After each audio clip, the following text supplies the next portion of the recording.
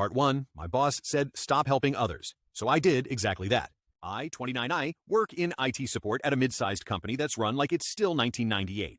Think outdated software, barely functioning printers, and Karen from accounting calling because the internet is broken when she accidentally turned on airplane mode.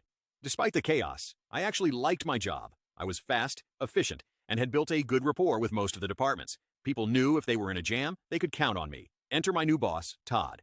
Todd was the kind of guy who used words like synergy unironically and wore Bluetooth earpieces even when he wasn't on a call.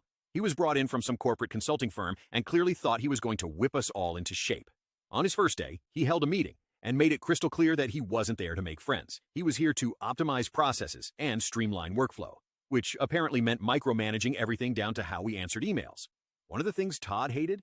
That I was too available. "You're not their babysitter," he said during a one-on-one. "You're IT. You handle tickets. That's it. Stop helping people who don't submit a formal request." I tried to explain that quick hallway fixes and Slack DMs actually prevented larger problems from popping up later, but he didn't want to hear it. "You're wasting time. No ticket, no help. Period." "Okay, boss. No ticket, no help. Got it." So I stopped helping, literally. Monday morning, the marketing team was locked out of their shared drive. Normally, I'd swing by and fix it in 5 minutes, but Todd's rule was clear. They emailed me directly. No ticket. I ignored it. Then someone from HR called. Their software wasn't launching. Again, no ticket, no help. Slack messages piled up. Voicemails. People even stopped by my desk. "Sorry," I'd say, forcing a polite smile. "Todd's new policy. Submit a ticket." Within 3 days, the ticket queue exploded.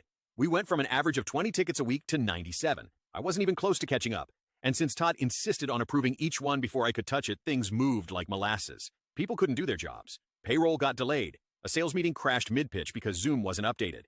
One of the partners, who usually ignored tech stuff, stormed into our office asking why everything was falling apart. Todd tried to spin it. "Growing pains," he called it. But the final straw was Thursday morning. The CEO's assistant came over, frantic. The CEO's computer wouldn't turn on, and she had a live interview with Bloomberg in 10 minutes. "No ticket, no help," I said with a smile. She blinked at me like I was joking. "I'm serious, Todd's rule." She stormed off, and 15 minutes later, Todd came sprinting into my office, red-faced, yelling that I'd embarrassed him in front of the CEO. I just shrugged. "I'm just following orders." Later that day, Todd was called into a closed-door meeting with HR and 2 VPs. I don't know what was said, but when he came out, he didn't even look at me. By 5 p.m., a company-wide email went out. Effective immediately, team members are encouraged to collaborate directly with IT for timely support.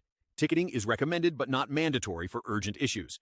No mention of Todd, no apology, but the message was clear. I went back to helping people like a normal human being. Things calmed down. I even got a quiet thank you from the CEO's assistant a week later. As for Todd, like and follow for part 2.